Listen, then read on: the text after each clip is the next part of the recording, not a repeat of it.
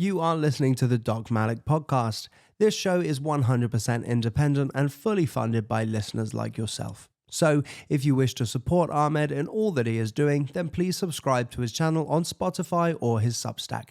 Or simply buy him a coffee with a one-off donation, links to which can be found at docmalik.com. Now, let's get on with the show.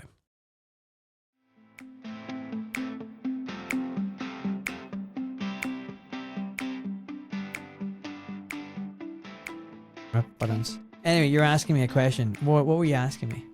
Why your chickens have come out all of a sudden. Well, I could say they are desperately keen to see who you are and they're very interested in you.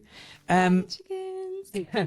They were actually out already. They were up against the raised bed. So there's 2 chicken coops and they're free range. We like our chickens to walk around. Yeah. So they eat the grass, they eat the worms, the bugs, the food that we give them.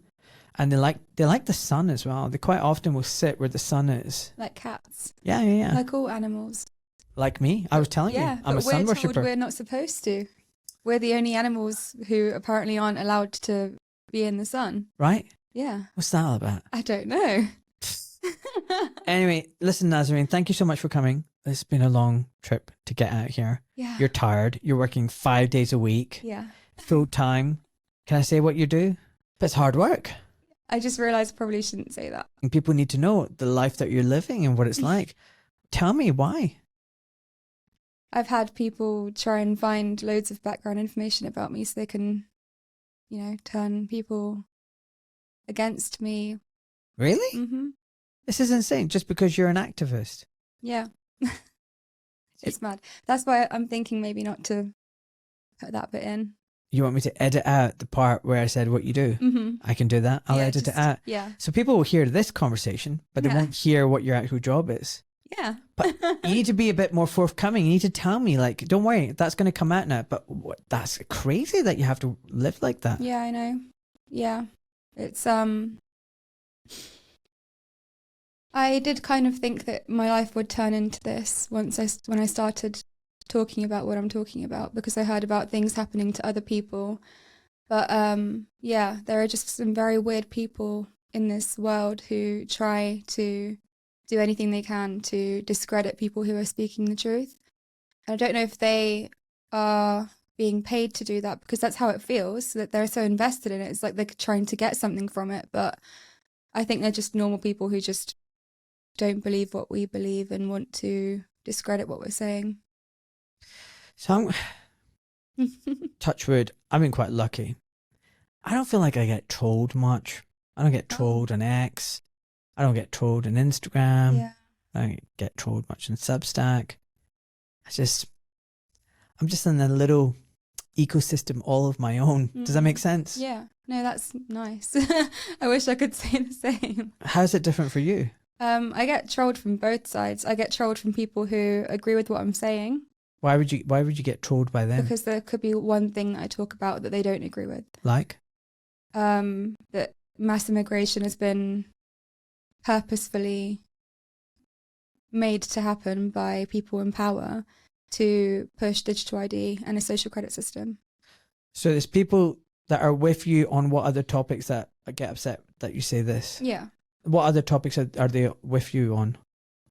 They could be with me on, the vaccine topic, but then not with me on the digital ID stuff.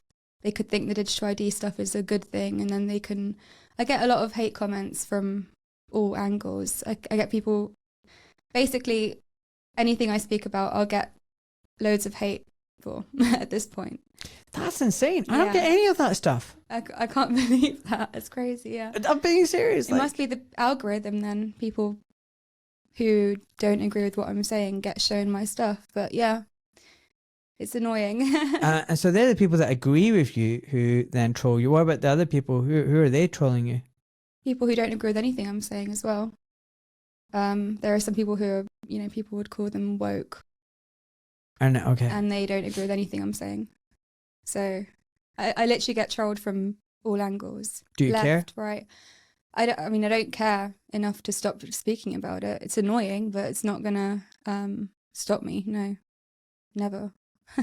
I don't let it get to me. I know other people who it's kind of mad. They kind of get into like arguments on X and like flinging back, you know, insults and just lowering themselves, getting down into the gutter. And I just feel like, why are you doing that? Like, there's some lowlife who might be a bot, who might be the 77th Brigade, who's just talking absolute People garbage. do get paid for it. That's what I'm saying. Like, why are you letting it get to you? Like, I get so many stupid things early on when I was speaking out against the vaccines. Like, oh, you're just a foot surgeon, you're just a bunion surgeon, you're just a glorified podiatrist. What do you know, Doc Malik? And you know, stuff like that. And you know, I didn't care. No. And then I think because I didn't engage, they've kind of like disappeared. That makes sense. Yeah. Like, I just didn't bite. I stopped engaging as well. I now ignore all of my hate comments. So sometimes I'll respond, but it's very rare, and it's only to educate, not to react to it, because I think that's what they want. They want a reaction, and if I give it to them, they're going to carry on. So How old are you now? 24. Wow. 24. That's young. So how old were you when you were out like campaigning against lockdown? 19. So what is it about you when you were 19, when millions of other 19-year-olds or hundreds of thousands of 19-year-olds were just sitting at home, masked up or whatever? Why did you decide, you know what, no, I'm going to go out and protest? What's special about Nazarin Veronica? I don't know. I don't know why I did when other people didn't. I think everybody should have been doing it, really. And I just had this huge passion where I just felt I need to do it. It's not an option. I can't decide not to. I have to do it. I didn't do it straight away. I started by speaking out online. And then eventually I met people who were doing outreach, and I joined them, and it felt so good to finally have, because I didn't know it was even possible. I didn't know you could go on the streets and talk about these things.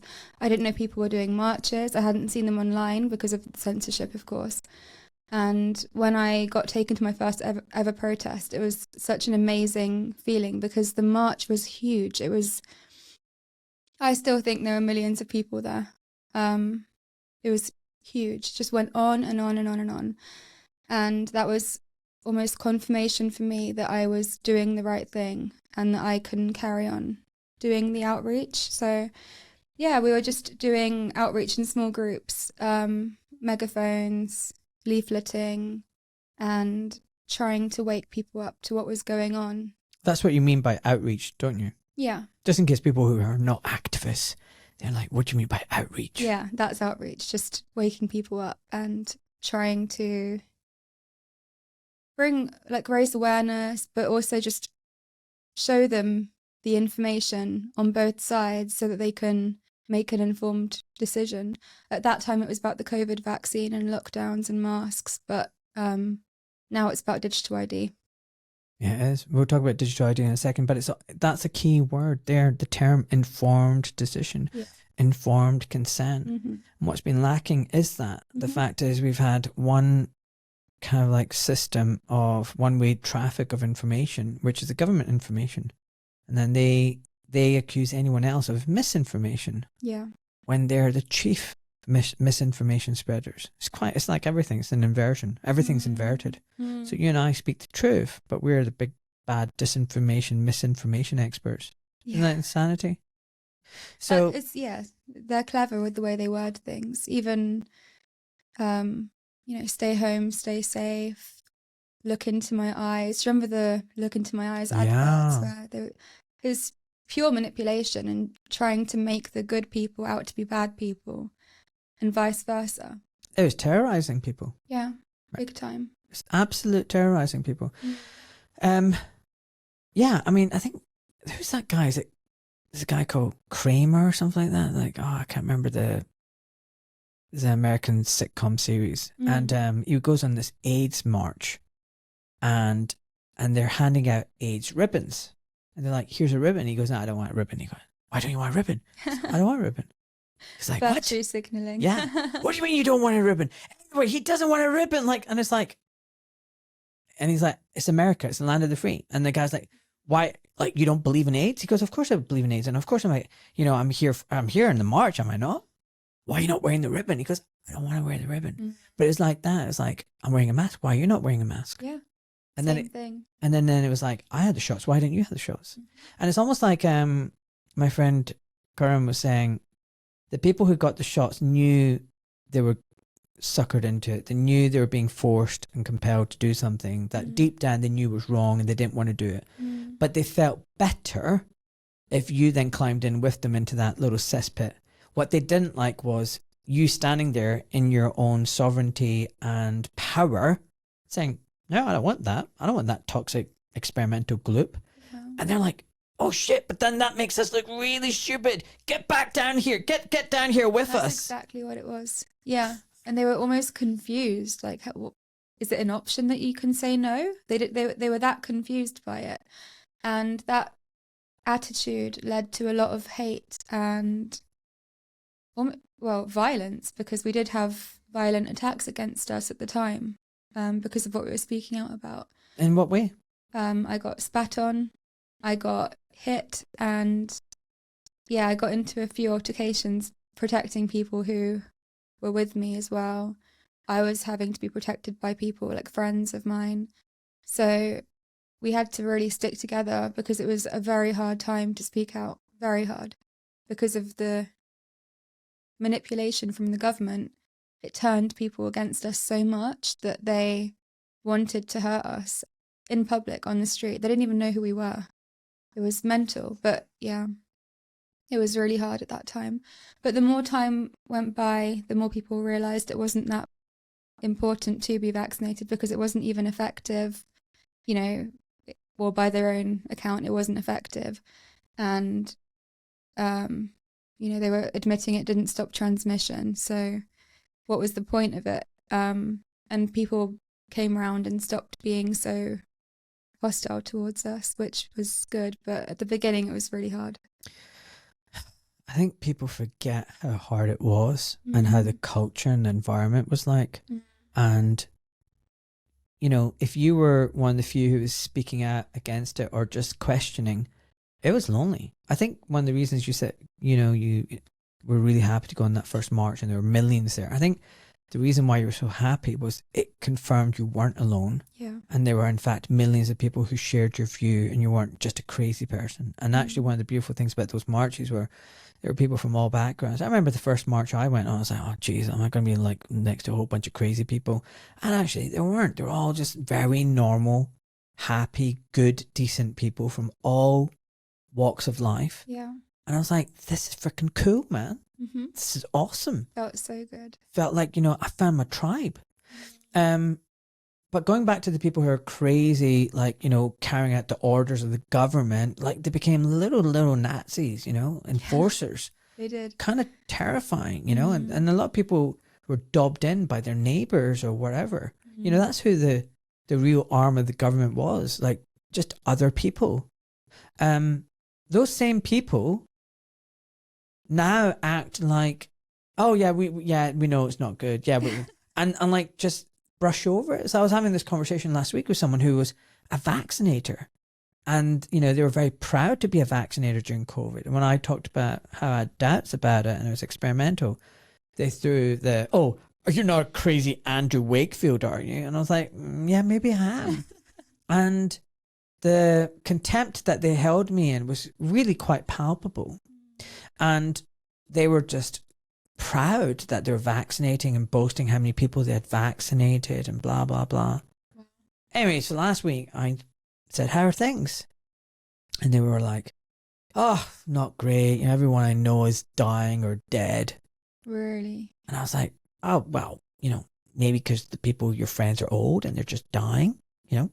And they're like, oh, no, it's not that. You know, I think there's more than that. You know, for example, a good friend of ours, very fit and healthy, they had the RSV vaccine. They died just a few days after that of some weird complication. And he said that. And I was like, oh, that's interesting. So where are you on these vaccines? Oh, not having any of those COVID boosters now. No way. And I've never had a flu shot. I don't believe in those. You know, I only had a COVID shot so I could inject other people with the COVID vaccine.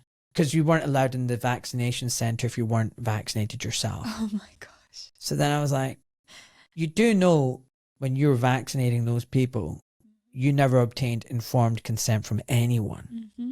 Then there was a look of like just frozen. They just froze. And they're like, yeah, well, it's got mRNA technology. I was like, do you know anything more than that? Do you know any other ingredients? Do you know how long it lasts? How much spike protein it makes? How do you turn it off? What's the safe upper limit of the spike protein?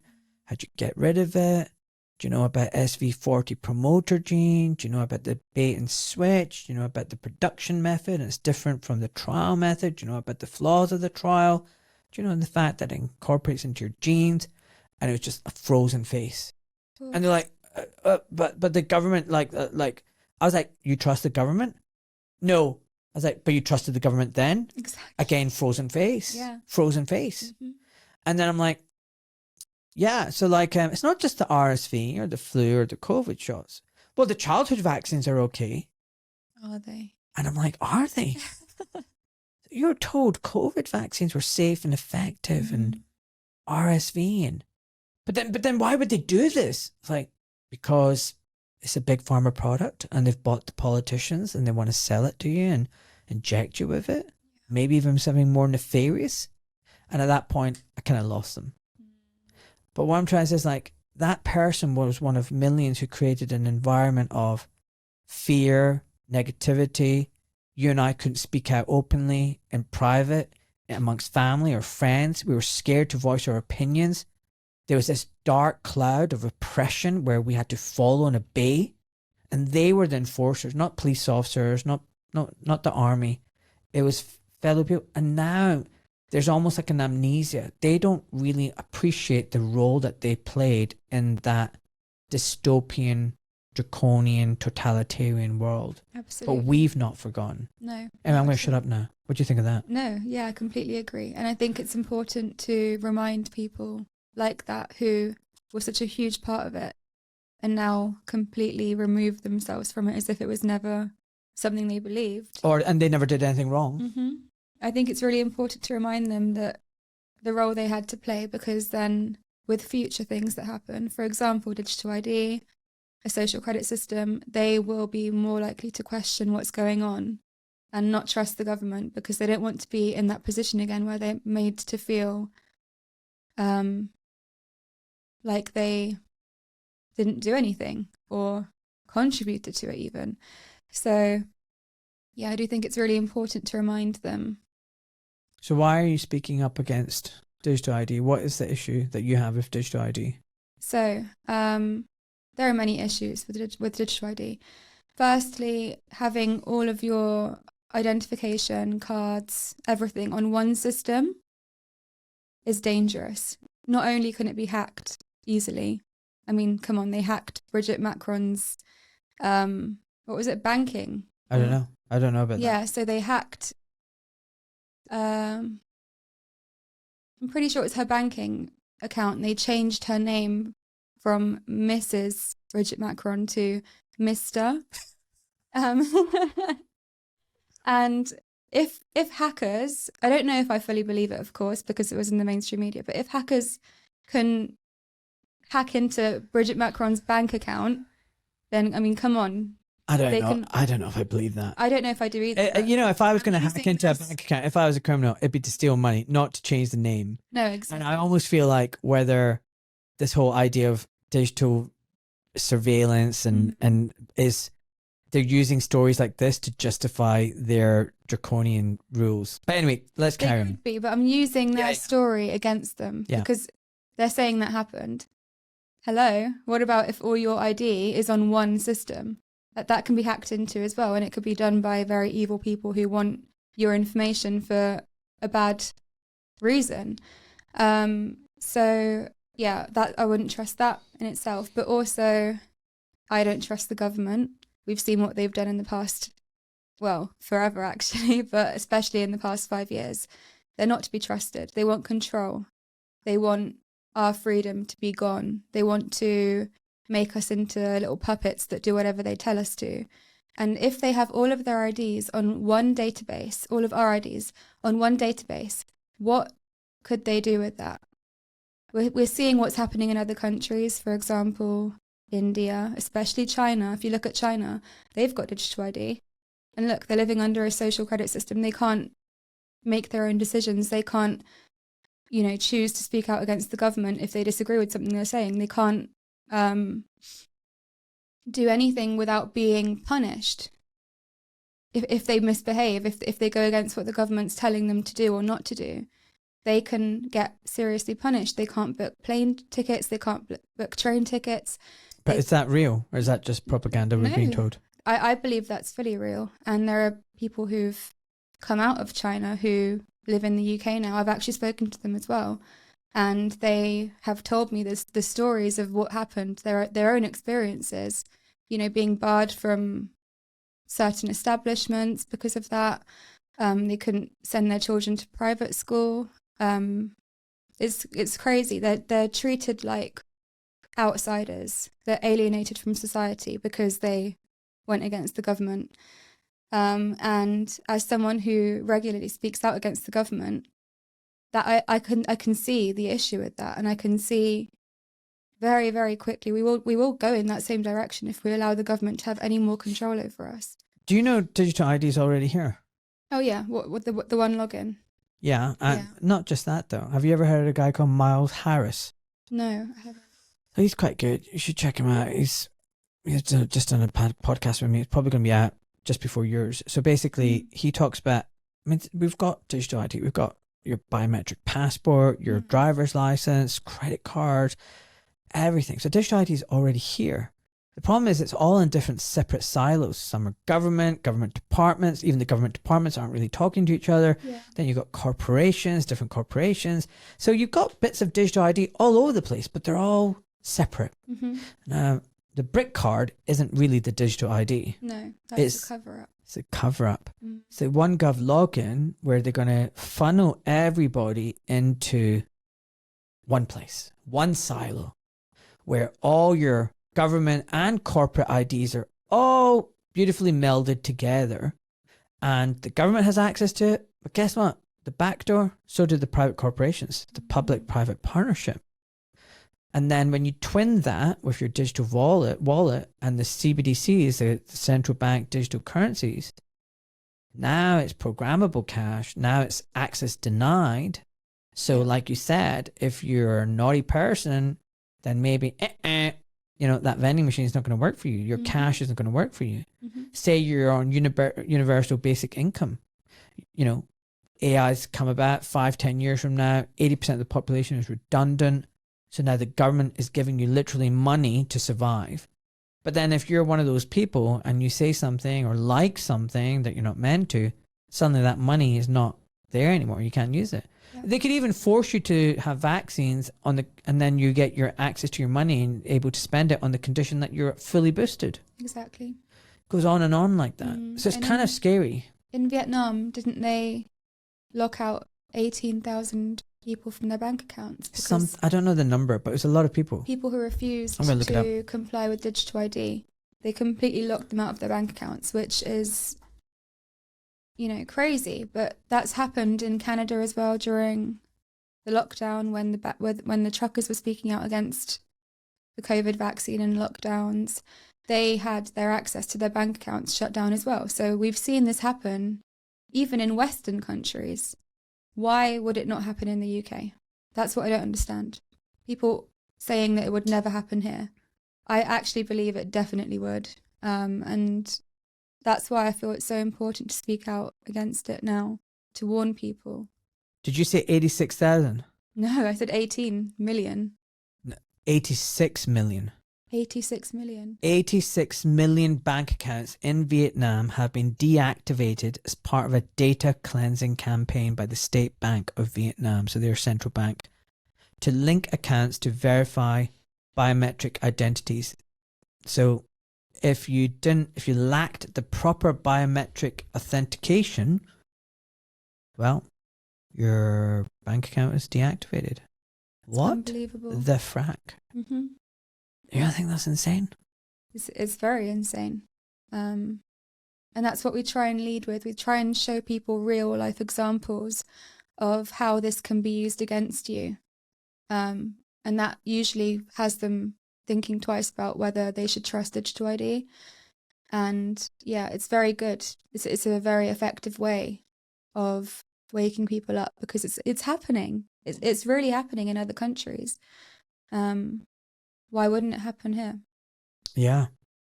So, what happened in Vietnam, I think is a wake-up call for people here in the UK, because if you didn't use your face scans and fingerprints and other digital ID measures, you lost access to your own money.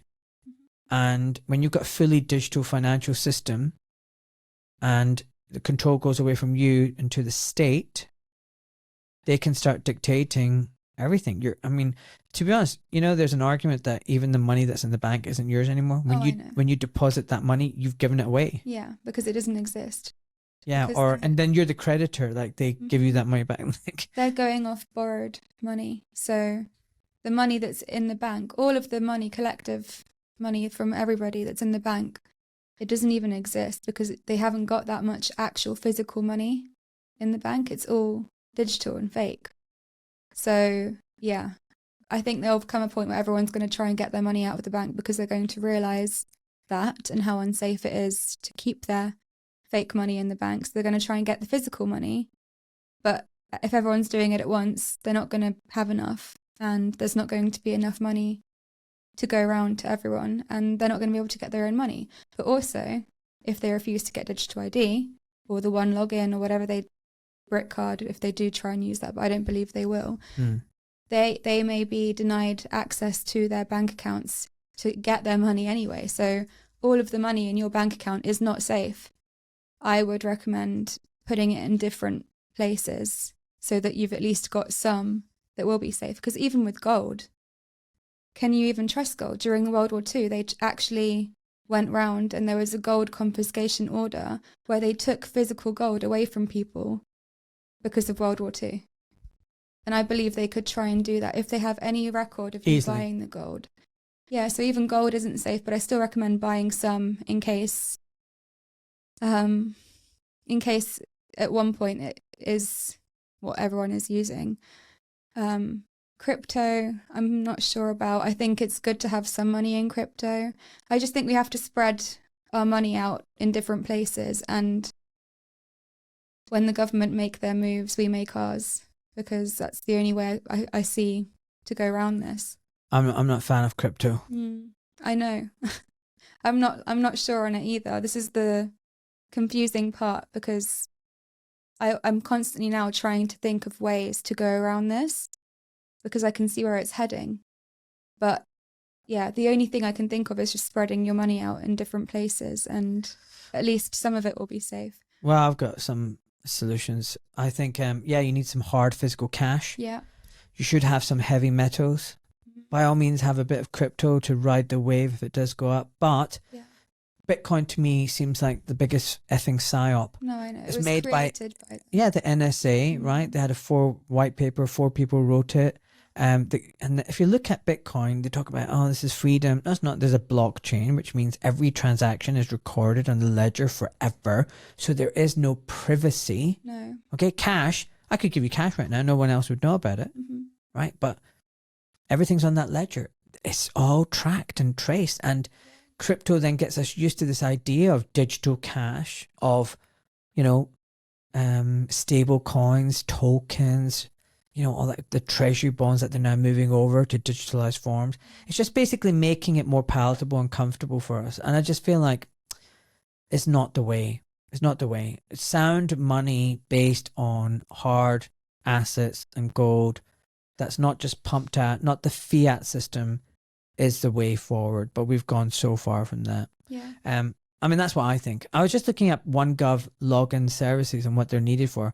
And the problem is right now, they're slowly rolling it in. So, if you want to prove your identity, like if you want to rent a property, they're going to say, well, for your identity checks, you need your OneGov login. Yeah. You know, driving license, driver's license, vehicle operator license, export certificate, applying for a veteran card, Right to rent, Right. eventually, right Yeah. to buy. teacher training, directorships Yeah. of companies. You know, it's slowly being rolled out. So it's not everything, but that's how they did it. Remember, it was the care home workers first, then they came for everyone else. You know, they'll see how they can push it out, Yeah. see how much pushback they get, and if they don't get any, they keep steamrolling ahead. We have to remember as well, they did do that. They slowly rolled it out with the vaccine. They did care home workers. Then they went for the NHS workers, which is mad because they're telling us to clap for them and, you know, they're doing such amazing work, saving people's lives, is what they were saying on the TV. But then in the same breath, they're telling us that the NHS workers are going to be forced to do something against their will, literally inject themselves with a experimental injection, or they'll lose their job, which is ridiculous. But anyway, they did try and do that with the NHS workers, but enough of them said no. And there was that much pushback that they couldn't do it anymore and they dropped it. But a lot of the NHS workers did give in and they were scared to lose their jobs. So they had it done and then later realised, oh, I didn't even need to have that done because these people weren't even fired anyway. So I think we have to remember that and use that as a learning curve or learning example. And this time round, we have to remember that if there is enough pushback, they can't do it because they're depending on the compliance of the public. And if enough of the public say no, they can't actually roll it out. It's not going to work. So we have to always remember that and stick together. And I am hopeful.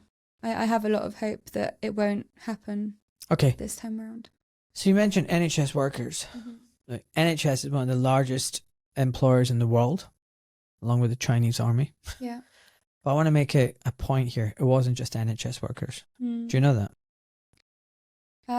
It was all healthcare workers. Okay. And what they meant by that was all healthcare workers, NHS, private, medical, dental, anything that was a clinic, a GP practice, a hospital, anybody who entered the property, whether you're a cleaner, a contractor washing the windows, whether you're working the labs in the back office, whether you're secretarial staff, if you were physically entering the building or the grounds, you needed to be vaccinated.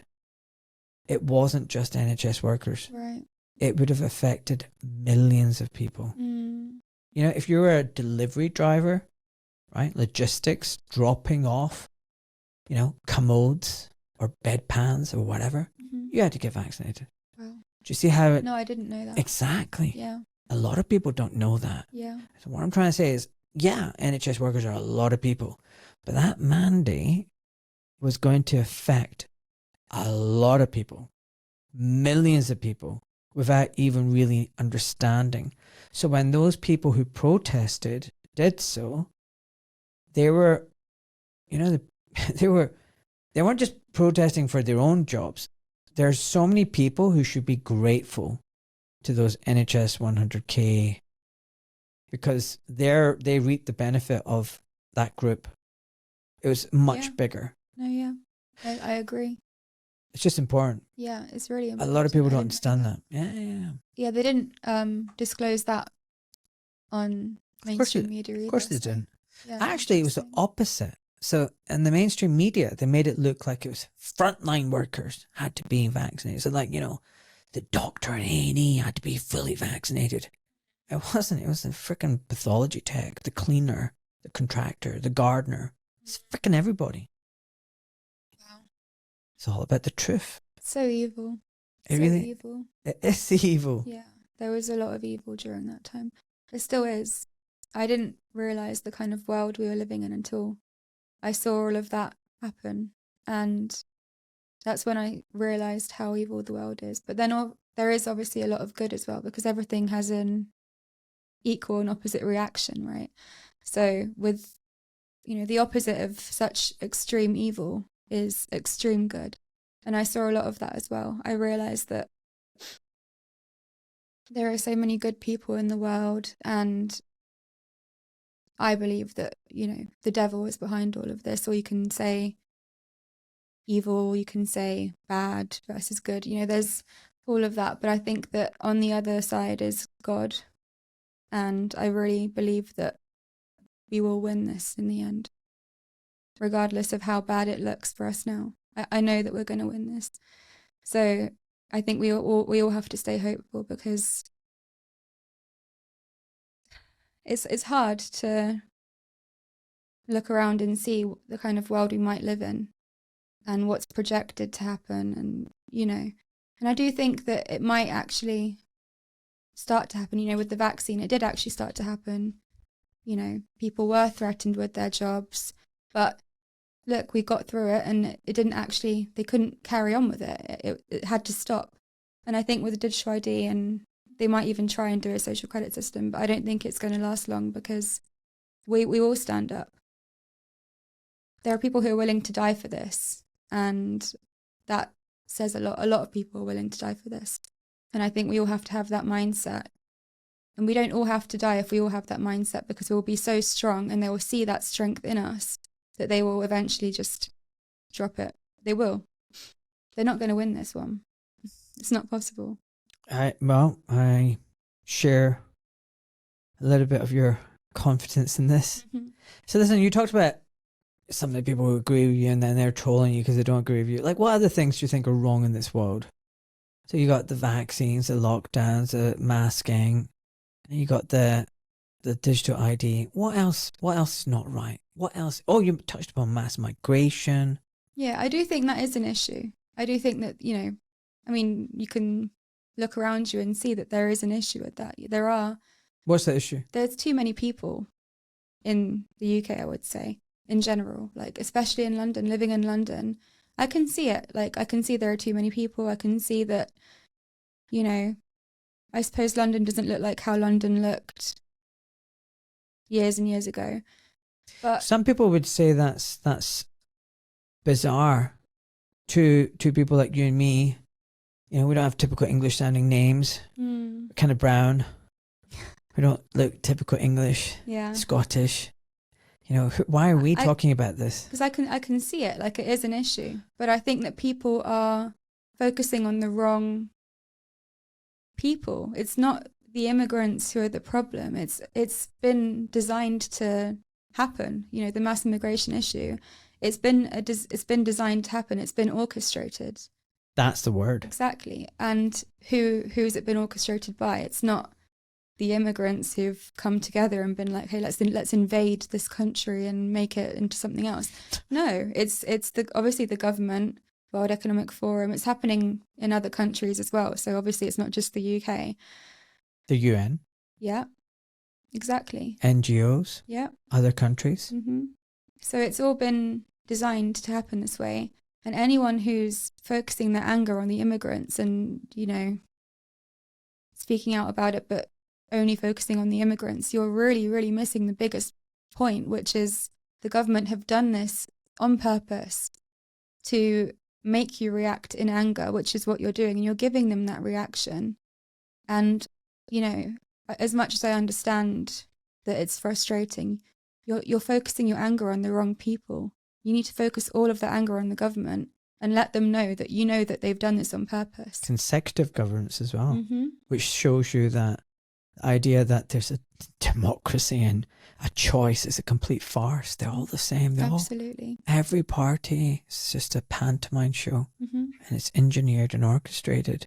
There's a lot of people in the so-called freedom movement, whatever that is, especially kind of right-wing conservative, who were on point when it came to COVID. I would have to give it to them. But when it comes to this, they're way off the mark, aren't they? Yeah. Yeah, just like I said, they're focusing on the wrong people. It's just, honestly, it comes down to, I think, a bit of racism. They just don't like Muslims and they don't like brown people. It's quite possible, yeah. I would probably agree with that, because of the things that they're saying. Like, there are some people who are just using it as... I've had some awful comments on my page, awful. Like what? Both about me, but also I don't even want to say. I'm talking about comments. So I've got a video of me doing a megaphone speech in Trafalgar Square, and there are 2 security guards who work for the Trafalgar Square. I don't know what they are, but they wear these uniforms, these red uniforms. And they came up to me because they've been told, obviously, people aren't allowed to make megaphone speeches there, which they can say what they want. I'm still going to do it. But they tried to come up to me and stop me. And they were being a little bit, hands-on. And obviously, I disagree with that. And I think that they were idiots for doing that. But people commented on that video and just purely about their skin colour.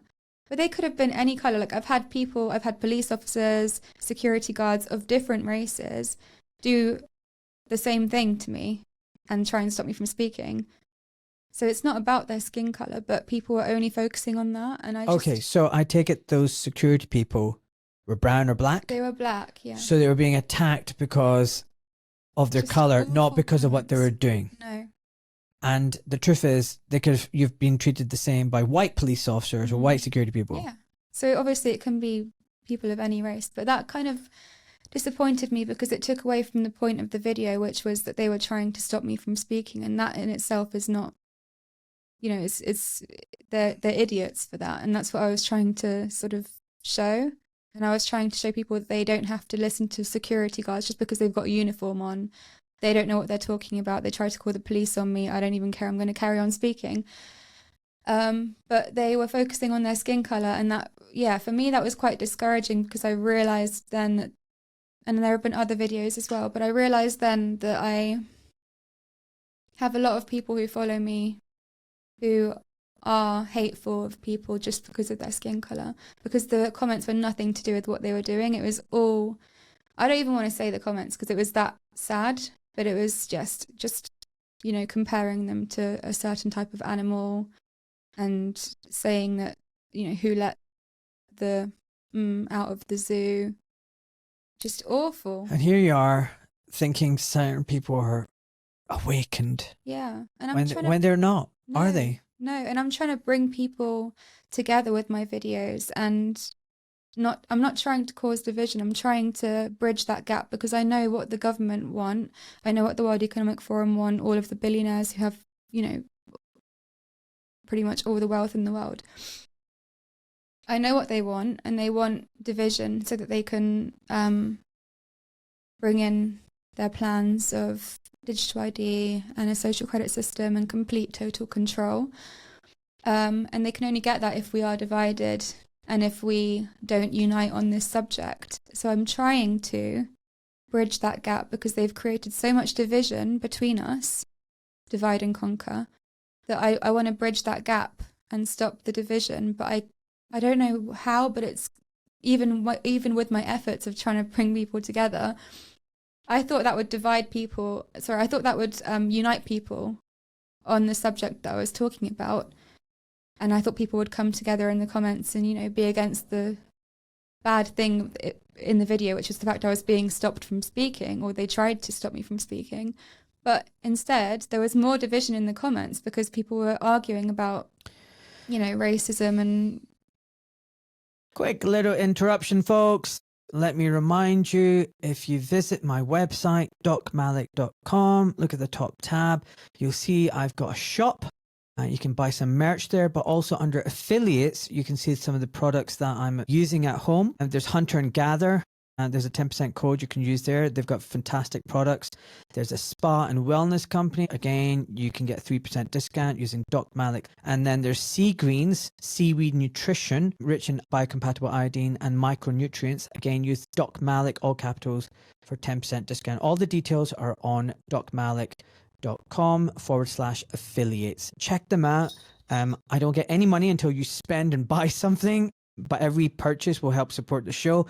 And these are things that we use in the family. There's, they're good stuff, and check it out. And then the next thing I would say is remember my consultation service, folks. If you've got a pesky condition, you're frustrated with your doctor, you want a second opinion, you feel like you're at a dead end, you got too many questions and too many unanswered, questions, and you don't know how to move forward. pick my brains. That's why I'm here. And so far, I seem to be making a difference. I've got 55-star reviews now, which I'm absolutely delighted about. And the feedback has been amazing. I mean, just the latest one by Gillian. I very much appreciated my consultation with Dr. Malik to discuss my 91-year-old mother's health crisis. He talked us through her diagnosis and proposed treatment plan in a way I could understand and answered the many questions we had. It was exactly what I needed to try and get my head around why she's suffering so much and best path forward. Wonderful man, and so pleased to be able to tap into his knowledge and support. Thank you, Gillian, and thank you everyone else who left a review. So folks, yeah, if you want to tap into my knowledge, unfiltered, uncaptured, someone who respects bodily autonomy, understands the sick care system, and also how to be truly healthy, I'm here to help you. Lastly, folks, please don't subscribe to my Substack through the Apple Store, the Apple app. I get literally 50% of whatever you give to me. The rest is all taken by the App Store and Substack. All right, folks, listen, without further ado, back to the show. Thank you so much. So this is where I've talked about, to create a better world, we need to become better versions of ourselves. Absolutely. Yeah. And if we want to change the world, we need to change ourselves. Mm-hmm. And I think that's the big challenge. I think the reason we're in this shit show that we're in right now is because most of humanity is not really up to the mark. Sorry. You can blame the elite predator class architects. I don't know why I said elite, so-called elites, the predator class, the architects, the philanthropists, whatever you want to call them. You can blame the psychopaths, but the reality is they're just a mirror of us, and humanity has stooped too low. Mm-hmm. We all need to raise the bar. Yeah. We need to be strong. We need to be kind, but not too nice. We need to be able to say no. We need to sacrifice. Freedom isn't free. No. We need to, fight for things. They're preying on our weakness. We're weak. Yeah. And they know that. And they're trying to, use that to their advantage. And, I'm not just sat here pointing my finger at other people. I know that even within myself, I've got things I need to improve on as well. Absolutely. Like, there are things that I may do for, convenience, like every now and then I'll tap my card, but that's not okay. And I know that. But sometimes I'll go into a coffee shop and I need to rush somewhere and I need a coffee, and then they'll be like, oh, we don't take cash. And I'm just like, oh, well, I could go somewhere else, but I'm in a rush, so I might just... Yeah, exactly. But it's not good enough. And I know that because I'm here telling other people to use cash, but sometimes I don't. So, yeah, I know. Well, listen, I'm the same. So I buy I buy a lot of my food from Organity. Nat Bradbury, my friend, kind of runs that. Mm-hmm. I'll lie if I say I don't go to the supermarket once a week. Exactly. Because there's certain things that she doesn't stock. Mm-hmm. And I hate going to the supermarket. It's awful. But I'll get as much as I can from my local farm. I'll get as much as I can from Nat.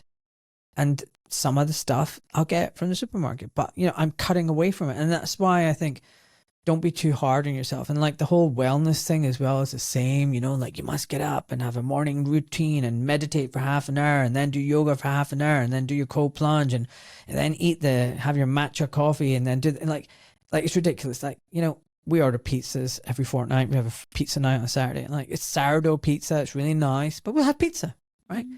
I'm not too fussed. I was telling you, I'm heavy carnivore, but I'll have a pizza every fortnight. Yeah. It's fun. Yeah. Okay. I'm not too strict on things. And the thing is with these acts of resistance, sometimes, if you have to tap, I get it. But I don't have the card on my phone. I use cash a lot. Yeah. And, these are little acts of resistance, don't spend on Amazon or this and that. Little wee things. Oh, and that's how we make a difference. I think it's important to be honest as well. Yeah, I think that, a lot of people, they claim to be perfect in this movement and they point fingers, but I think nobody's perfect. No one's perfect. And when we all realize that, but all try to improve ourselves, that's when we'll make a real difference. And that's how we can win this, just by changing the negative parts of ourselves, or at least trying to, and realizing that there is an issue. And I think if you are one of those people who are messaging me or commenting awful things, then you need to take a look at yourself. And just try and change that side of yourself, because it's not coming from a place of good or trying to make change. It's coming from a place of evil. You may not even realize it. You may just be reacting instead of thinking, but you need to think about what you're saying and the impact that it could make, because it could turn people away from the good that we're trying to do. Absolutely. You get lumped with. But the thing is, that all might be part of the agenda. Like in Australia, a lot of the protest marches were hijacked by actors who were clearly kind of like far right. And I use that not as in like the government idea of far right, which is just anyone who's critically thinking, but genuinely like extremist, racist type people. Yeah. But I feel like they were parachuted in. I feel like that it was all government staged. You know, they're all actors to basically discredit the movements. And they did that with the Canadian convoy. You know, you had thousands, tens of thousands of people supporting the Canadian, you know, convoy. And then there's one guy, I think, who had a Nazi flag. And then that was what the press picked up on. Course, yeah. Far right Canadian convoy, you know, to discredit. So what I'm trying to say is you might even have people commenting on your thread who are just simply paid actors to discredit other people, and then so someone else who comes across you go, oh, look at these loon bins, this whole thing is just nonsense. Yeah, it's quite possible. So anything's possible. And on that note, I just want to say to my lovely supporters on Instagram and X and Substack, I fracking love you, because you guys are just beaming love and positivity. Nice. And you're the nicest tribe that anyone could want for. Honestly, I do. Beautiful. I have the bestest. I have a lot of lovely followers as well. So many. The majority are. So yeah, I think you're right to focus on the positive, and then maybe more positive will come from that. So yeah, to all the nice people out there, carry on being you, and don't let the darkness around us stop you from doing good and trying to make a change, because yeah, that's what we need to all do, because it's really hard not to be sort of suckered in by the negativity, but we can't afford to do that. We haven't got time for that. I haven't got time for that. Yeah. Well, I mean, the thing is, ain't nobody got time for that. exactly.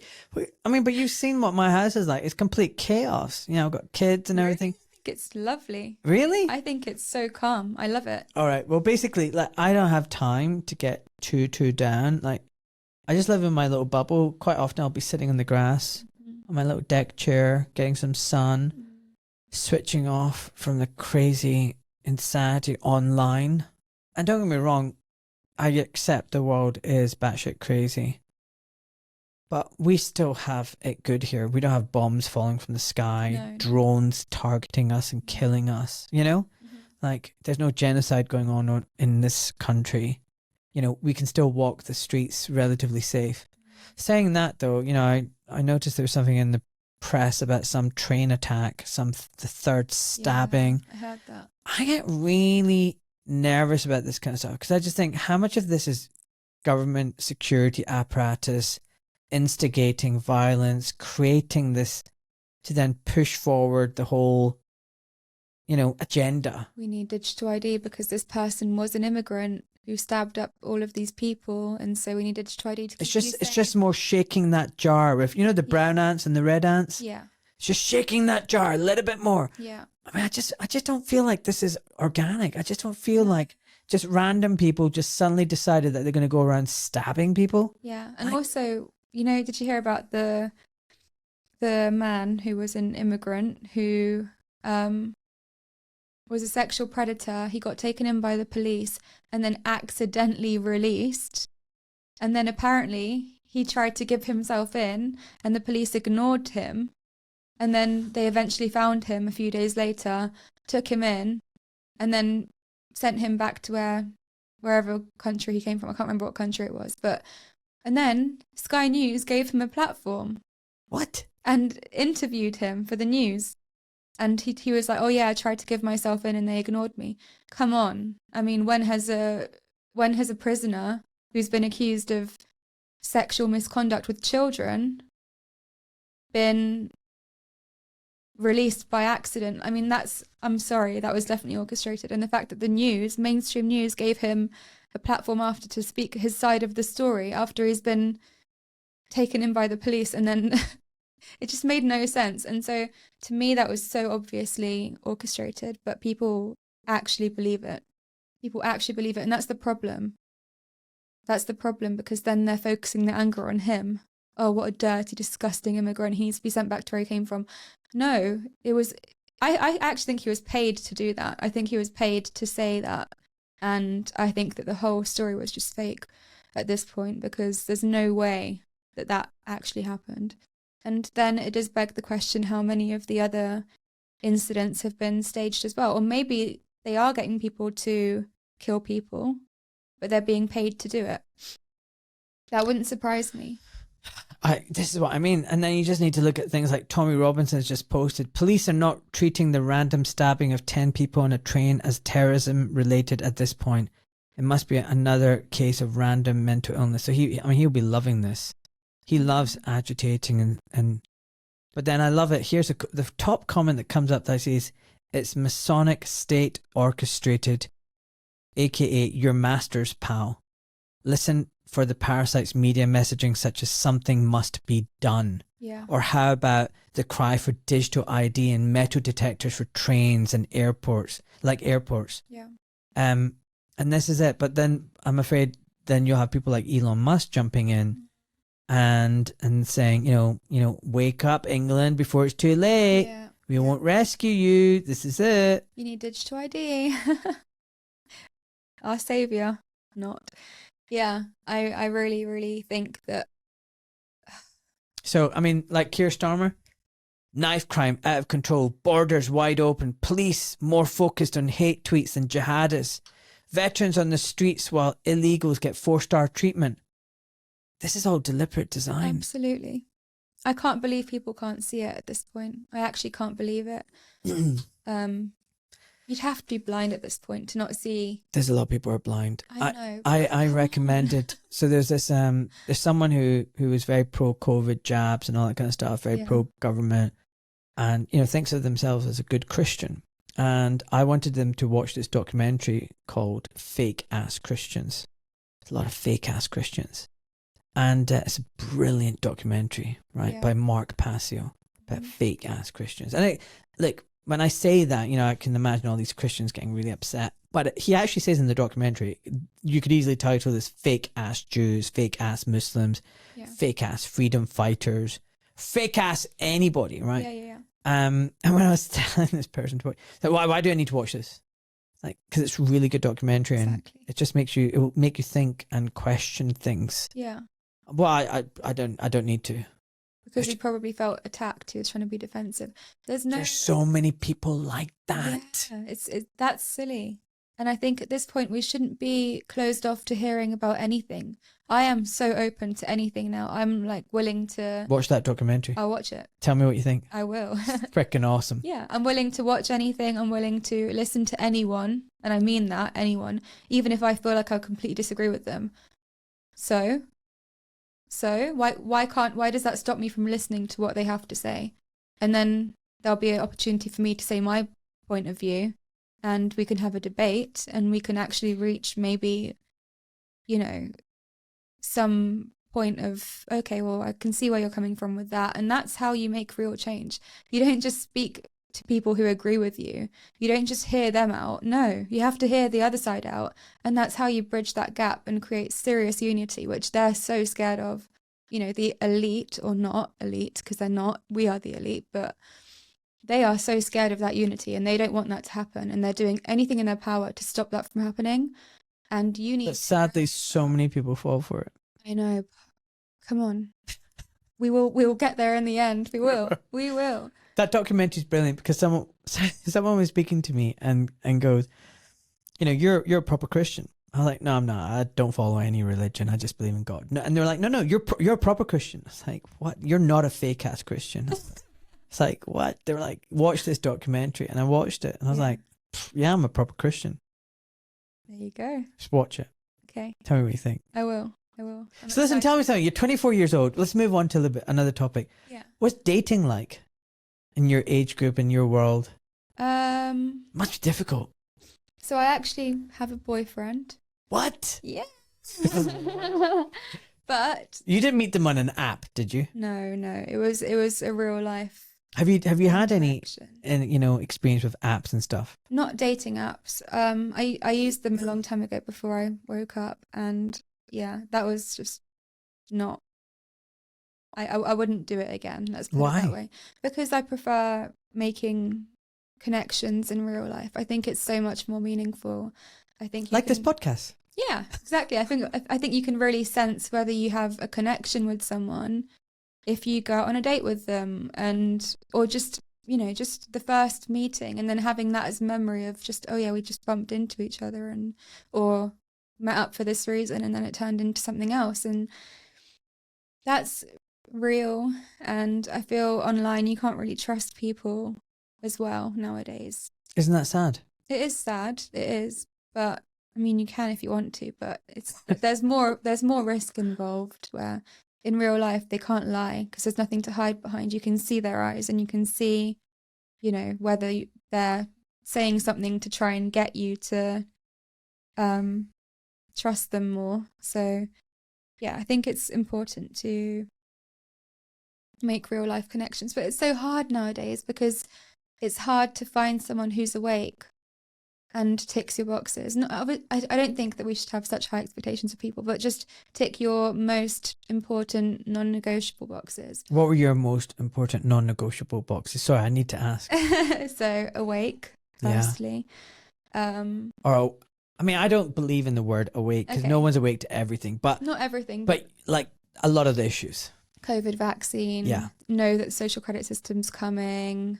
Were against all of Climate that. change is garbage. Yeah, and I think it was also and I think it was also important for me that they actually spoke out in some way during all of that time, because it shows me that they are more likely to speak out with other things that are to come, and then they will be less likely to fall for it as well, because they knew at the time what was going on. So they're going to fight for you and your family. Exactly. And that was really, really, really important. And also I just wanted a man who has the same ideals of how they want to spend their life, and, want a man who wants land, animals, grow your own food, enjoys sun as well, because I think there are some men who are literally scared of sun. Really? Mm-hmm. What the heck? Yeah, and I'm just like, oh. And they slather their bodies in sun cream and hide away from it. So that's not okay for me, because I like to lay in the sun, and that means he'd have to go somewhere else and be on my own in the sun. So that was important as well. So somebody who loves animals is important too, or at least likes them. So I found that, and I was happy for you. I was one of the fortunate ones, because it's really hard to find nowadays. But yeah, I understand why people would be more willing to go on dating apps, because it's so hard to find. It's almost impossible. It's difficult to find. I'm so happy that my niece just got married. Wow. She's very young and early 20s, and she's married a lovely guy. Nice. I love him so much. He's such a good egg. And he's awake. Wow. He's a conspiracy realist. Nice. You can't wish for much more, can you? If he's listening, dude, I love you. He's such a good lad. He's top notch. And I know my niece is in good hands. Yeah. Because he's awake to all the bullshit.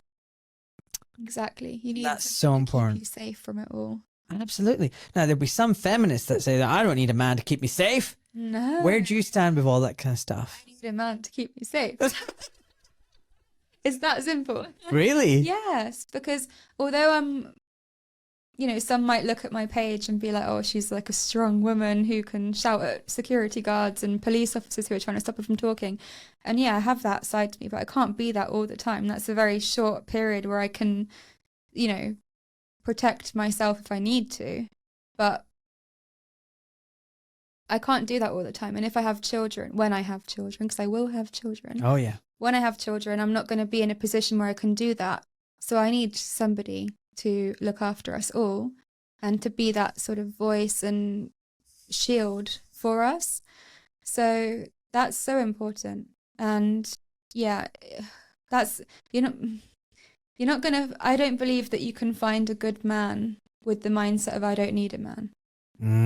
You'll find someone who'll be a simp and do anything that you say, but then women don't really want that. They pretend they do, but they don't want that. They want somebody who has a backbone but is very, very loving and caring, and they're not going to want to care and, you know, look after you if all you tell them is I can look after myself, I don't need you. And it's that I understand why women have that shield, because they may have been hurt before, or because of the mainstream idea of you don't need a man, strong independent woman. But you need to, because I had that too at some points in my life, but you need to let that down. And that means being vulnerable. Yeah.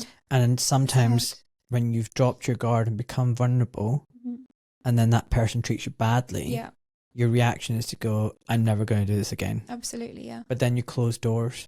Yes, exactly. To further potential really good futures and opportunities. Yeah. And I'm so happy I didn't close that door. But it was really hard to let my guard down again. But it's the best thing ever. And I'm so happy I did it, because I couldn't be happier now. And I know that my future is going to be a lovely, bright one that I've always dreamed of. And that's so Great. Nice. Really happy to hear that. Yes. Do you know anything about love languages? Kind of. I've heard things. I don't know what mine would be. Words of affirmation. Okay, there's 5. Do you know that? Words of affirmation. Yeah. Touch. Physical touch. Yeah. You're doing well. Gifts. Yeah. Acts of service.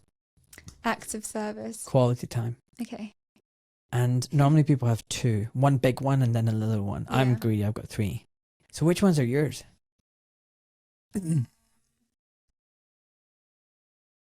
Acts of service. So you like it if someone cooks you a meal, helps put the laundry away, or stuff just like that. Drives me somewhere to make it easier for me. That's so nice.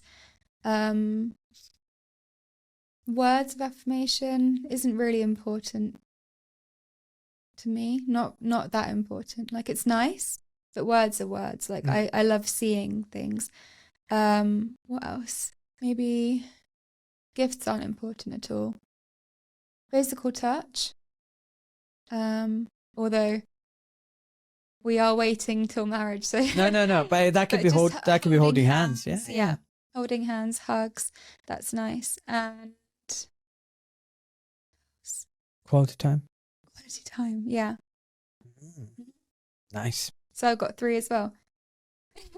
So the number one mistake people make is that they show love to their husband or wife or boyfriend, girlfriend, or even their children in the way that they want to receive love. That's the number one mistake. Right.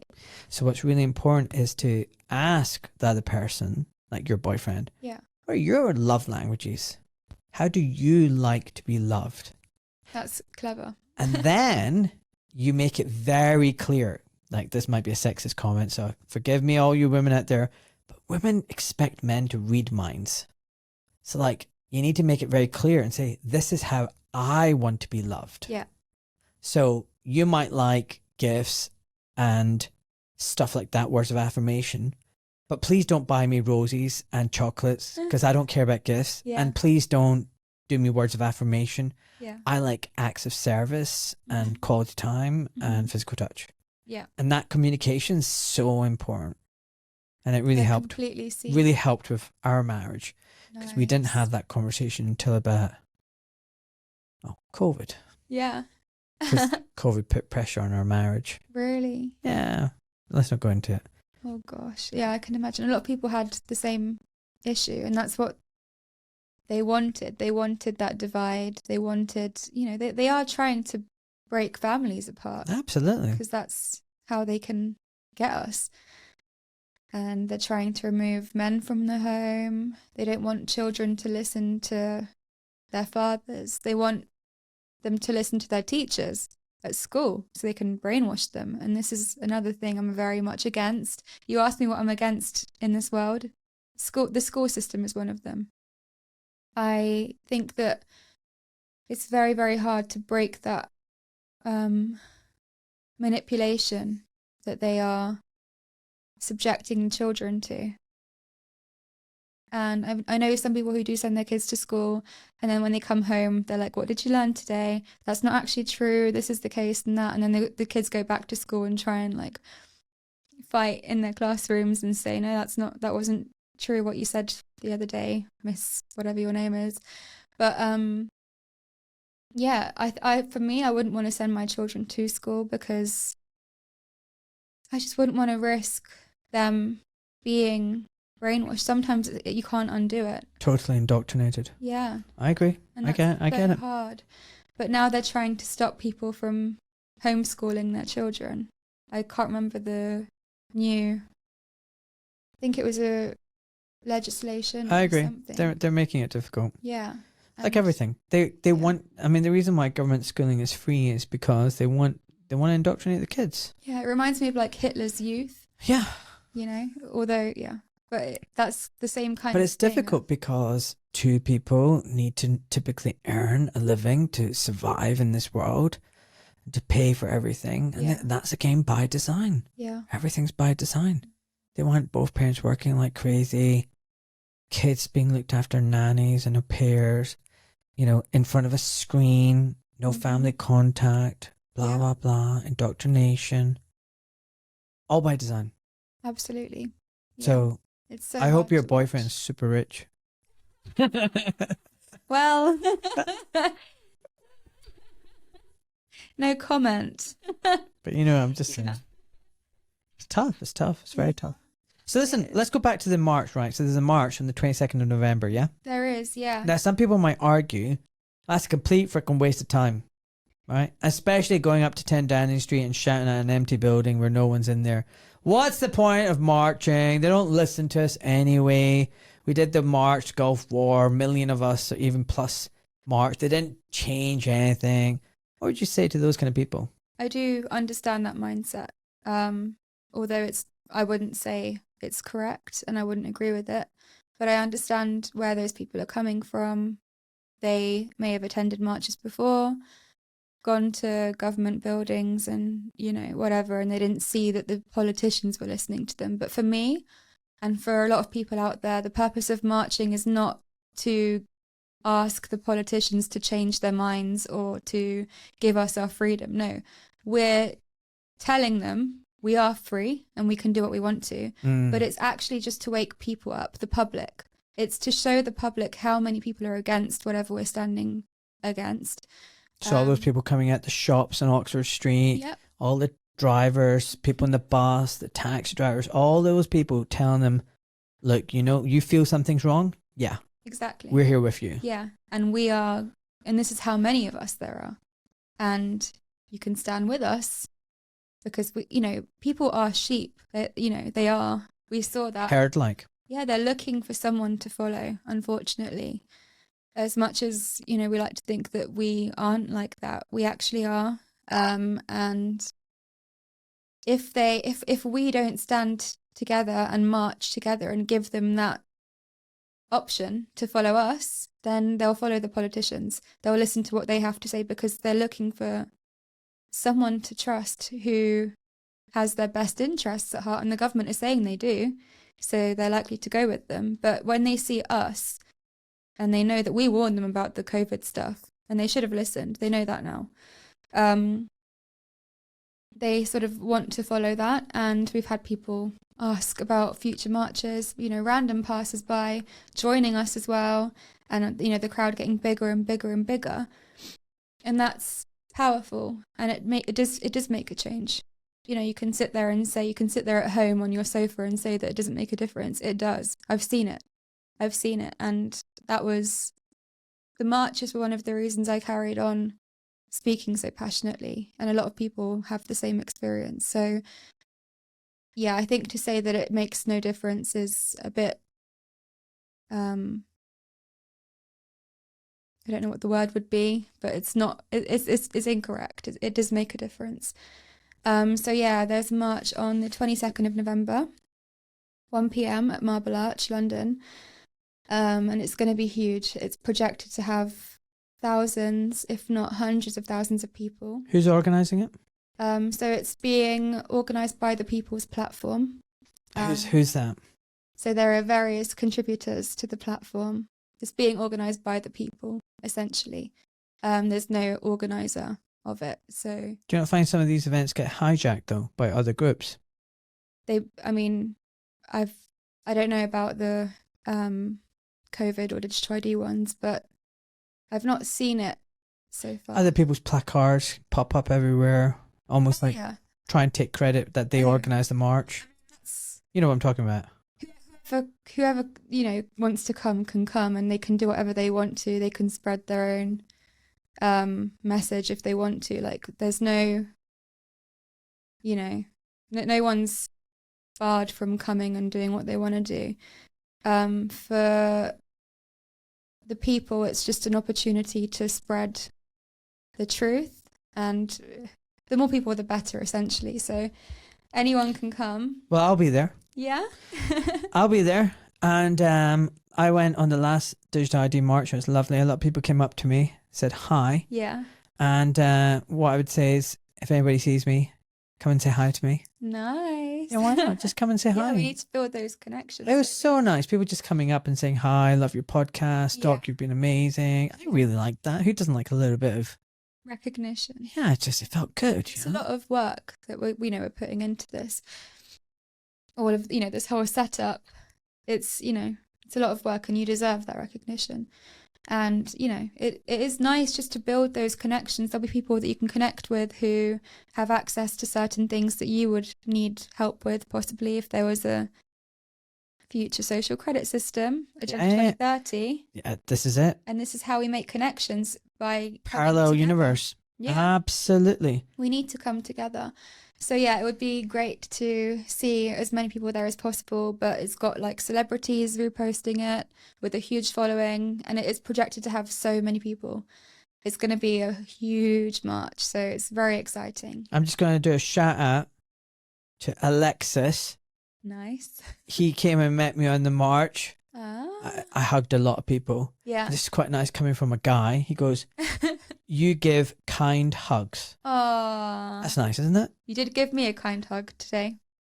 Did I? Yeah, I know. I know what he means. Oh, that's nice. A very kind hug. Yay! Hug.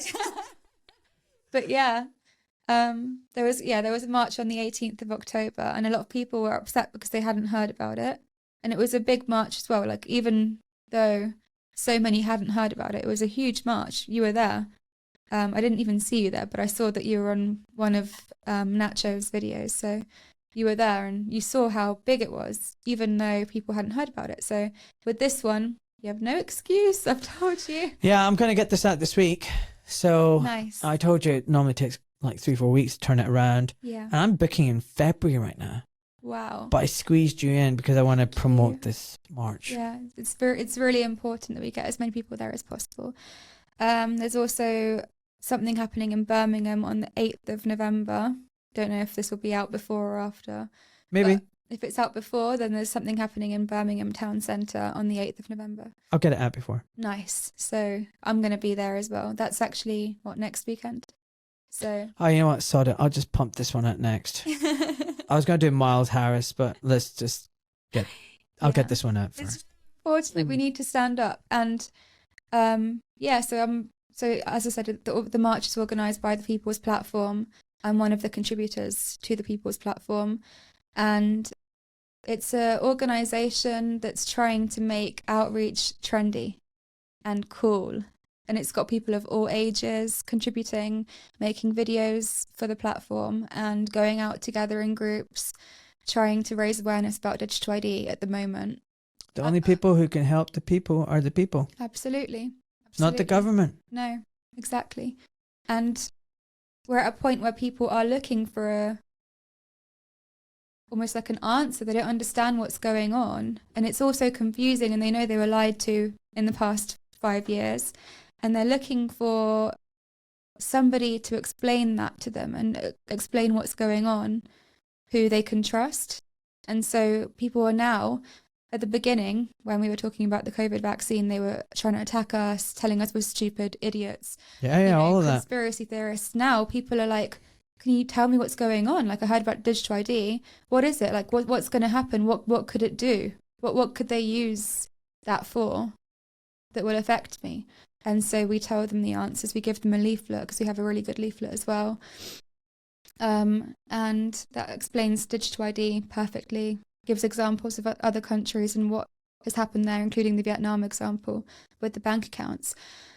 And people really, really, really want to know what's going on, and we are there to explain it to them. But we're trying to make it look cool. We're trying to make it, trendy, viral videos are coming out of this as well. And it's bringing a lot of young people to the movement, because a lot of people were saying with the marches especially, it's all older people, and no one, young people are very hard to find in the movement. So, man, forget that. They're hard to find non-stop. So I'll give an example, right? So this month I went to a gig.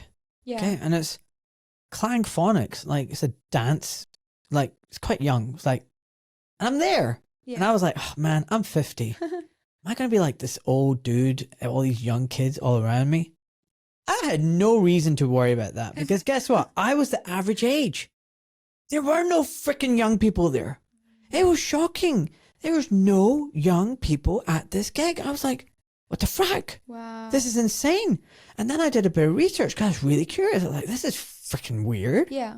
And then I was like, apparently young people don't go out to gigs that much anymore. They don't drink, they don't have sex, they don't do anything in person. They meet up in maybe coffee shops during the day, but a lot of things are just online. And the guys are gaming. Like, the guys are just not guys anymore. Guys, like, where are the guys? Like, I know. It's so am I right? You're right. Especially living in London, when I go on the tubes or buses and I look around me, and there are guys dressed as little boys, or actually quite feminine, playing games on their phone, and just sat there like playing Candy Crush or whatever. I was going to just say Candy Crush. Like, literally. Oh man, it's so hard to watch. And it's okay, like, you can play games or whatever, but it's their whole being. It's just completely feminine, and it's hard. And it's just that's the majority now. It's actually harder to find a man who looks like a man than it is to find one of these like effeminate boys. It's terrifying. Yeah, it's hard. It's hard. And if they're not trans, they're just very, very feminine. Hi, me again. You're listening to the Doc Malik podcast. This show is 100% independent and fully funded by listeners like yourself. So if you wish to support Ahmed in all that he is doing, then please subscribe to his channel on Spotify or on his Substack, or simply buy him a coffee with one of the donation links, which can be found at docmalik.com. Now, let's get back to the show. All right, listen, before I ask you the last question of the day, do you have anything burning that you want to get off your chest? You covered everything. I think I covered most things. Just check out the People's Platform, I suppose. The videos are really, really good. And we have a website, www.thepeoplesplatform.co.uk. And it's a new website. We're still sort of fixing the final things. But yeah, we're going to have all of the future events, not just People's Platform events, but, other events as well in the freedom movement. We're going to have a section of resources for people to print out leaflets to do their own outreach as well. How do you spell People's Platform again? The People's Platform. Thepeoplesplatform.co.uk. Got it. I'll put it up in the show notes. Brilliant. Yeah. So we're still fixing the final details of the website, but it's going to be a great place to go. And we'll have links to other people's stuff as well, so that they can find different resources of places to go for different things. But I think it's mostly just about building a community and making outreach cool again. That should be our slogan. We make outreach cool again. And that's really Oh shit! I'm on your video. I'm on the website. There you go. Oh Lord, Lord help me. Oh God. It was a great video. Thanks. Yeah. So yeah, we're making YouTube videos, Instagram viral, a lot of viral videos on Instagram as well. So that's promising because yeah, it means people are seeing it. People of all different opinions are seeing these videos of people being so passionate and speaking out, and it's making them think, hold on, could there be more to this than I was told by the mainstream? You know, absolutely. Yeah. It's like I saw this meme, and it's like this guy like me, so happy like this, like, you know, knowing that $1 trillion propaganda machine during COVID didn't work on me. I saw that. Fuck yeah, that's me. And it's like, that's it's how this, it feels. Right? It's like, oh yeah, baby, that's me. And it's like, it's the same. The problem is there is literally this $1 trillion propaganda machine, and it's non-stop pumping 24/7 into people's brains directly. And I don't mean that like some weird sci-fi thing, but literally when you watch a screen of any sort, it's just going straight into your brain. And it's a war in the mind, and it's taking place in the mind. World War III. Yeah, World War III is the war for your mind, in your mind, against your mind. Absolutely. And so that's why, like you said, like all these viral videos and everything you're talking about, it's important because this is how we're trying to counter that tsunami of noise and propaganda. Yeah, it's like counter propaganda. So I suppose you could call it propaganda if you wanted to, but it's a good version of it. Absolutely. Where we're trying to show people how much power they have if they stand up together, because they've 100%. Been conditioned to believe that they don't have any power. Even when you go on the streets, people are like, well, what can I do? I know it's bad. What can we really do? We can't do anything. And you have to remind them, no, you can. Look at all the examples in history, even recently. I think it was Nepal, where people came together, and I'm not saying we have to overthrow our government. Well, you know, I'm not encouraging anyone to, but it's possible to get what you want and to get your freedom back. It's definitely possible, and we have that power if you recognize it. So yeah, I also would just encourage everyone to buy some land whilst you still can, because there'll come a point where you can't buy or sell without the mark of the beast, or a microchip, I believe, but it will be digital ID in your hand. And even before it gets to that, you won't be able to buy without digital ID eventually. So I think they are going to try and do that, but you have to prepare yourself as much as possible before that happens. And then when it does happen, stand up and completely stop that, because we can do that as well. But yeah, prepare yourself, put your money in safe places, do your research about that as well. And buy land, grow your own food. You need self-sufficiency, because when you have your own stuff, they can't take anything away from you. When you have your own food, they're going to try and make it so you can't even buy food in the supermarket without a digital ID. You have to scan something before you come in. So like Amazon Fresh style, but digital ID. And you need to just become self-sufficient, have everything yourself, have a water supply of some kind, or water distiller. So if they try and make it so you can't buy bottled water, you've got your own water. You can even use lake water if you want to, I suppose, because it distills everything out of it, doesn't it? But just prepare yourself, and it will get through this. It's going to be hard. They're going to make it almost impossible for you to live at some point. But stay strong and don't give in ever. Never, ever give in. And if enough people do that, it's not going to work. Never. It's not going to work. Ever give in. Anyway, before I ask you the last question, you're a good omen, because I've just had a founding paid subscriber to my Substack. Wow. Someone has signed up for £120 a year. I haven't had one of those. I can't remember the last one. Oh my gosh. Like normally they just sign up for like a month. Yeah. And then after 3 months they unsubscribe. Wow. Someone is paid £120 for the year. Yeah. Lorna Robertson, I love you. I freaking love you. Wow. Lorna Robertson, you are a freaking legend. I don't know where you are, why you signed up to my Substack, but I just want to say thanks. Thank you so much. I love you loads. Right, Because listen. you're so good and it's worth it. Oh, thanks. Yeah. Final question of the day. Right, you're very old, like 110. You're married, you've got grandchildren, great-grandchildren. Now you're about to die and meet your maker. But don't worry, you're very comfortable. Yeah. Right, you've lived a good life. You're ready now. Shit show's over, okay? You're in a good time.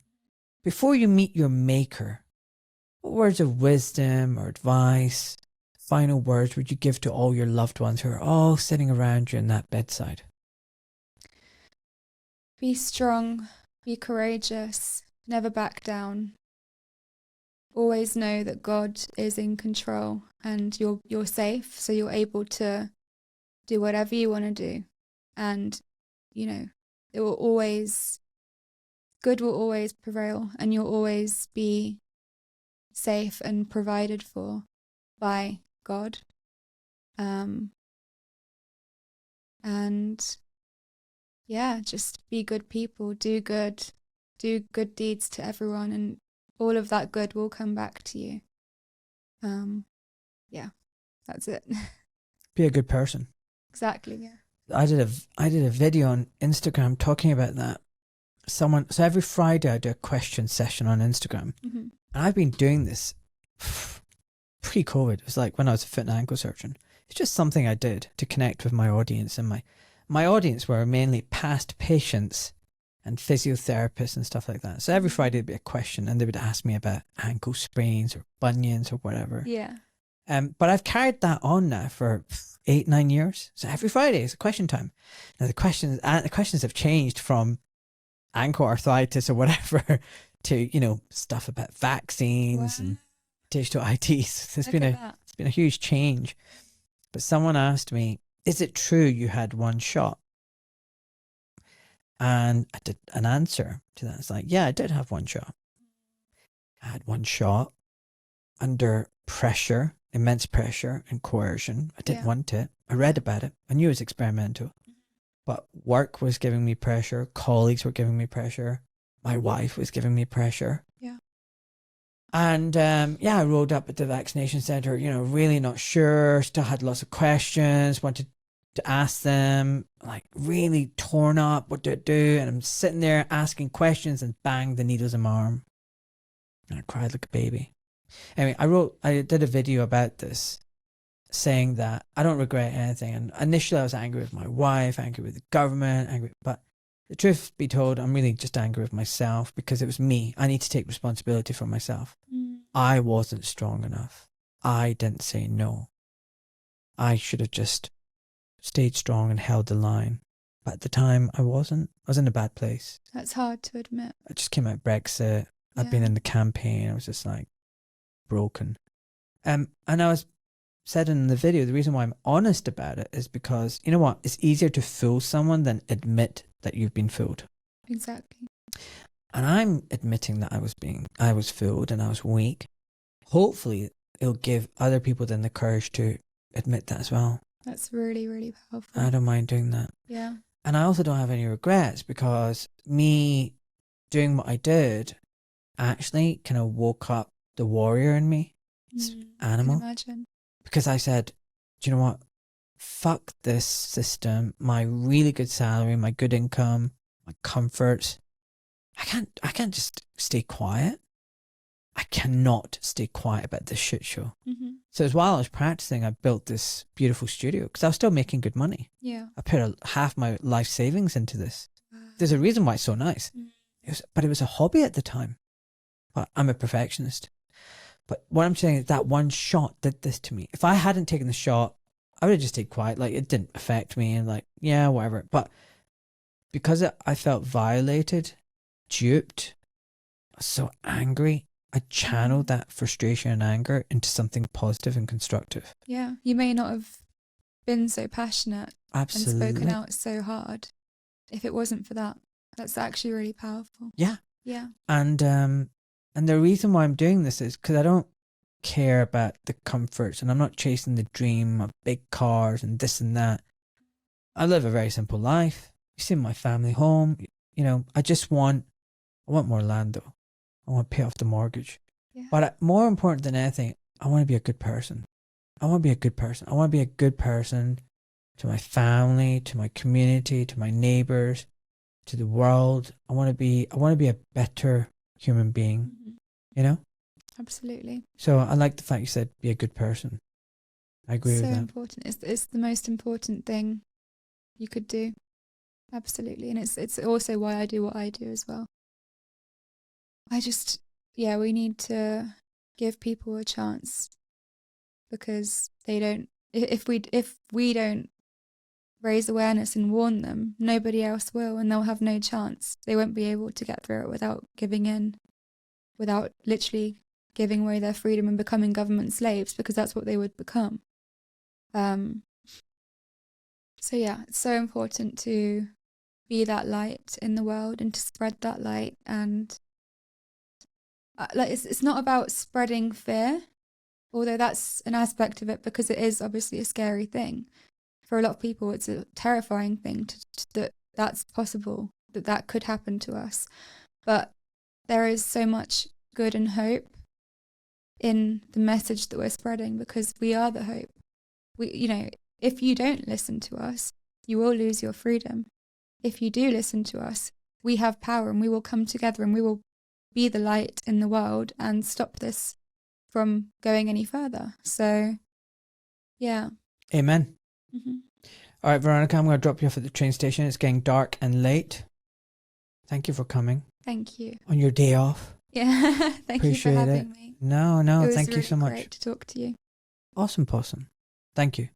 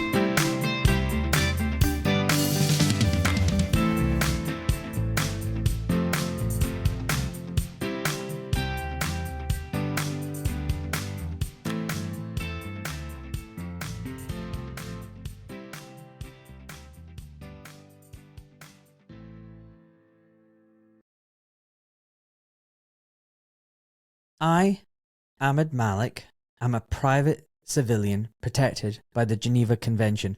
My Substack, social media posts and podcasts are my personal experiences, observations and opinions. This information is for educational purposes only. Although I am a doctor, I am not your doctor, and I am not providing medical or legal advice to you or to the wider public. I am not licensed or registered with the GMC or any other licensing board. The responsibility for the interpretation, due diligence and use of the information from my Substack and my podcast lies with you, the viewer and or listener. Please do your research and use your discernment. It is not my intention to harass, intimidate, offend, defame, conspire, blackmail, coerce, or cause anxiety, alarm or distress to any man or woman, and the information presented here is done so with peaceful and honourable intentions. Enjoy, folks.